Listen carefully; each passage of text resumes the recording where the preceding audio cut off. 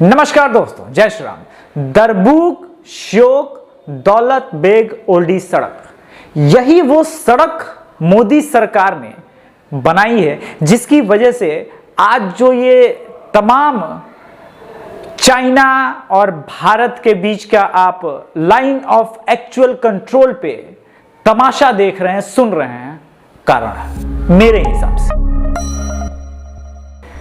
भारत चीन के विवाद को समझने के लिए पहले भारत और नेपाल के बीच अचानक आई तल्खी को समझना जरूरी है। भारत और नेपाल के बीच 200 साल पुराना सो कॉल्ड विवाद खड़ा हो गया। 1813 में ट्रीटी ऑफ सगौली, तो काला पानी और लिपू लेक, इसके ऊपर के हिस्से को आप नया और मैप में बताने लगा है नेपाल, क्योंकि जो 1813 की संधि थी वो ब्रिटिश इंडिया और नेपाल के राजा के बीच, वो संधि इसी मैप के अनुसार थी। परंतु समस्या समझिए, भारत और नेपाल वो देश रहे हैं जिनके लिए वीजा पासपोर्ट नहीं लगता, बॉर्डर एक्सेस कोई बात नहीं है, एक दूसरे के शहरों में जाते हैं, देश में जाते हैं, व्यापार करते हैं और कोई रोक टोक नहीं है। तो ये विवाद क्यों, समझना होगा ना कि ये अचानक नेपाल को क्यों खटकने लगा। ये विवाद हुआ ये था कि 18 से 13 के बाद लगभग 1860-61 तक ब्रिटिश इंडिया ने वो मैप थोड़ी सी चालाकी से बदल दी और जो ऊपर का हिस्सा है जिसको लेकर के आज ये क्लेम कर रहा है नेपाल, वो ब्रिटिश इंडिया में आ गया। कालांतर में 1947 में इंडिया आजाद हो गया और वो ब्रिटिश इंडिया का जो मैप था वही हमने माना और पूरी दुनिया ने माना। नेपाल ने भी जब तक उनका राजतंत्र चल रहा माना और 1997 में यह विवाद खड़ा हुआ। वैसे कोई विवाद बड़ा नहीं था। अब चूंकि भारत ने यह सड़क बना ली है कैलाश मानसरोवर यात्रा के लिए, और दूसरा भारत के दिमाग में यह हमेशा से रहा है कि वह चीन को काउंटर करना है वो इंफ्रास्ट्रक्चर के मामले में। खैर, तो चीन में इस वक्त कम्युनिस्ट सरकार है और नेपाल में डेमोक्रेसी के नाम पे कांग्रेस सत्ता में नहीं है, इस वक्त वहां की कम्युनिस्ट पार्टी सत्ता में है। और वहां की कम्युनिस्ट पार्टी शुरू से ही इंडिया से कुछ ना कुछ, कोई ना कोई कारण को लेकर के भारत से विवाद खड़ा करती थी।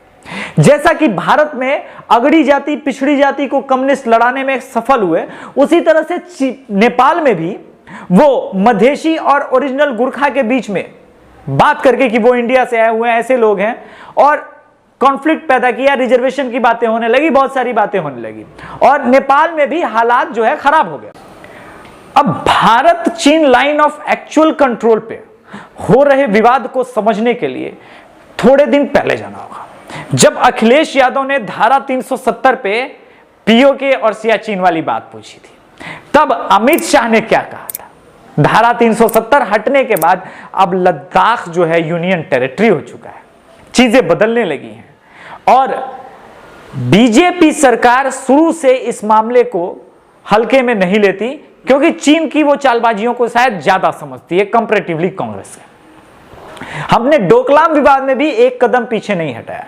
इस मुद्दे पे, लाइन ऑफ एक्चुअल कंट्रोल के मुद्दे पे अभी जो है राजनाथ सिंह, सीडीएस और तमाम सेनाध्यक्षों के साथ मीटिंग के बाद मोदी डायरेक्ट जब इन्वॉल्व हुए तो उन्होंने कहा कि भारत इस मुद्दे पे पीछे नहीं हटेगा। जब तक मैं वीडियो रिकॉर्ड कर रहा हूं, यह समाचार आ चुका है कि चीन ने कहा कि हम आपसी बातचीत से मुद्दे को सॉल्व कर लेंगे, युद्ध नहीं होगा। मगर 7 घंटे पहले चीन ने कहा कि चीन युद्ध के लिए तैयार है। तो क्या उसे इंडिया से खतरा है? दोस्तों, इस बात को समझने के लिए हमें यूएस की भी पॉलिटिक्स को समझना होगा। यूएस ने हाल में ही 300 बड़ी कंपनियों को ब्लैकलिस्ट कर दिया है अपने देश से। यानी वो कंपनियां जो इस वक्त चीन में रह के, चाइनीज कंपनी नहीं है फिर भी काम करना चाह रही है, काम कर रही है, उनको ब्लैकलिस्ट करना शुरू किया है और चाइनीज कंपनी को तो ब्लैकलिस्ट करना चालू ही कर दिया है। ऐसे में यह फेवरेबल टाइम है कि भारत में वो कंपनियां आकर के व्यापार करेंगी और करेंगी, कई कंपनियां आने भी लगी हैं। आपने पढ़ा होगा समाचार पत्रों में। खैर, अब मुद्दा कहां आता है, हमें यूएस की पॉलिटिक्स को समझने के लिए देखना होगा कि द्वितीय विश्व युद्ध के बाद इतने लोग अलग अलग देशों में किसी बीमारी से मरे हैं, पहली बार ऐसा हो रहा है। तो समझिए कि जब पर्ल हार्बर पे अटैक हुआ था और 750 के आसपास लोग मरे थे, यूएस ने जापान के साथ क्या किया। अभी ज्वाइंट स्टेटमेंट आप पक्ष और विपक्ष, यूएस में चुनाव चल रहे हैं, तो उनका जब आप पढ़ेंगे तो उन्होंने कहा है कि चीन पे हम कठोर एक्शन लेंगे। ये कठोर एक्शन क्या हो सकते हैं? ये कठोर एक्शन कई तरह के हो सकते हैं। राजनीतिक रूप से हो सकता है यूएन ही खत्म हो जाए, क्योंकि यूएन आजकल चीन की बातों को ज्यादा सुनता है। उसके बड़े बड़े पदों पे जो है चाइनीज लोगों को बिठाया या उनके समर्थक लोगों को बिठा दिया है चीन ने, और यूएस को यह बात खटकती रहती है कि उसके प्रभुत्व पे लगातार हमला। दूसरी बात, लगातार यूएस को व्यापारिक घाटा, और अब ये कोरोना। 1 लाख अमेरिकन की मौत को यूएस यूं ही नहीं जाने दे सकता, वो देगा ही नहीं, वो दुनिया को गलत मैसेज चला जाएगा। वो सुपर पावर है। अब सुपर पावर क्या क्या कर सकता है? तो भारत और चाइना के ताजा विवाद में यूएस ने कहा कि वो मध्यस्थता करने को तैयार है, मगर ऐसा क्यों? वो चाहता है कि चीन जो है इस मध्यस्थता के विवाद को ठुकरा दे, और मध्यस्थता विवाद वाले पॉइंट को अगर वो ठुकरा देगा तो अमेरिका के पास एक और होगा कि भारत जैसे देश और शांति प्रिय देश के साथ भी चाइना चालबाजी कर रहा है। ऐसे में मजबूत राष्ट्र जो है, Germany, Australia, US, France, Italy, ये सारे देश जो हैं वो साथ में आएंगे और राजनीतिक रूप से उसे आइसोलेट करना चालू करेंगे। मगर अमेरिका चुनाव के बाद लेगा, कठोर एक्शन लेगा। और इस वक्त जो विवाद चल रहा है, चीन किसी भी तरह से नहीं चाहता कि भारत और चीन के बीच तनाव और बढ़े। तनाव बढ़ने को लेकर के पाकिस्तान ने अभी हाल में एक ट्वीट किया है पीएमओ से, यानी इमरान खान के डायरेक्टली ऑफिस से, कि भारत अपने पड़ोसियों के साथ बहुत बुरा व्यवहार कर रहा है, यानी नेपाल, चीन और अपने साथ बांग्लादेश को भी सीएए के मुद्दे पे जोड़ लिया और 370 पे खुद को, और कह रहा है कि भारत में माइनॉरिटी के साथ अत्याचार हो रहा है। यह बात वो पूरी तरह से भूल गया कि इवन माइनॉरिटी को बिना धर्म परिवर्तन किए कोरोना संकट में खाना नहीं मिल रहा था। उनके घर तोड़ दिए जाते हैं, उनके पूजा स्थल को तोड़ दिया गया है। हालात बद से बदतर हैं वहां की माइनॉरिटी का। मोदी सरकार जब से सत्ता में आई है, लाइन ऑफ एक्चुअल कंट्रोल पे भारत तेजी से अपने इंफ्रास्ट्रक्चर को बढ़ा रहा है और इसके वजह से चीन चिढ़ा हुआ है। दूसरी बात, उसे इस बात का एहसास है कि दुनिया कोई ना कोई कड़ा कदम लेने वाली है। इस वजह से चीन और फ्रस्ट्रेशन में है। अभी चीन 1-to-1 फाइट पे अगर भारत के साथ जाता है तो क्या होगा?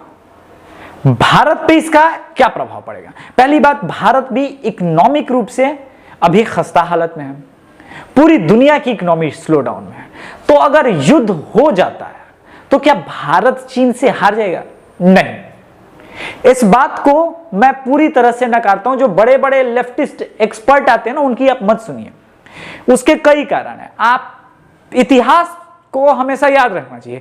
भारत को वार के अलग अलग जगहों पे एक्सपीरियंस है, वार सिचुएशन के, पर चाइना के साथ ऐसा नहीं है। दूसरी बात, चाइना ने शुरू से ही दुनिया को अपनी शक्तियां बढ़ा चढ़ा के बताई हैं और वियतनाम के साथ छोटे से युद्ध में वो एक्सपोज हो गया है।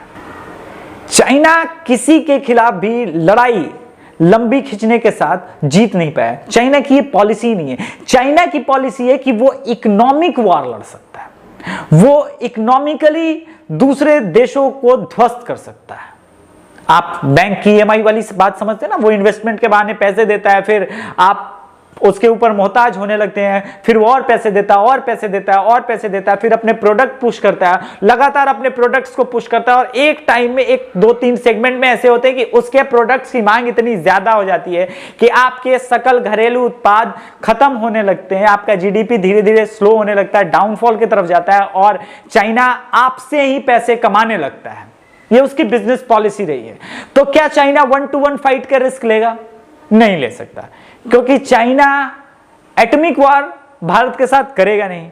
और अगर 1-to-1 फाइट हुआ तब मुश्किल हालात हैं, क्योंकि अगर चाइना को अगर आप मजबूत भी मान लें तो 60-40 के ऊपर का रेशियो नहीं है आर्मी बैटल में।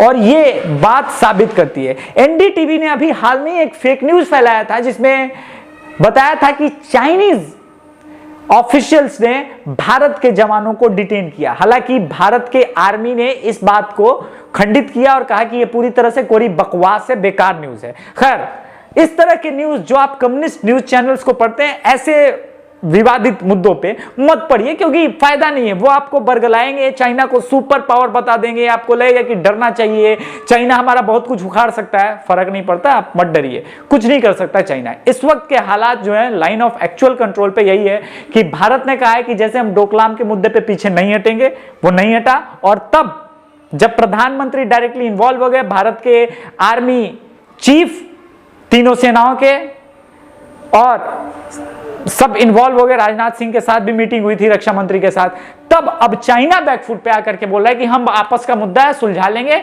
हमारे व्यापारिक रिश्तों पे असर नहीं पड़ना चाहिए, हमारे व्यापारिक रिश्तों पे असर नहीं पड़ना चाहिए। आप समझ रहे हैं, ये चाइना की सबसे बड़ी समस्या है। चाइना पूरी दुनिया को अपने माल इतने बेचता है कि वो दुनिया में किसी भी देश के साथ युद्ध करने में सक्षम नहीं है। जय श्री राम दोस्तों।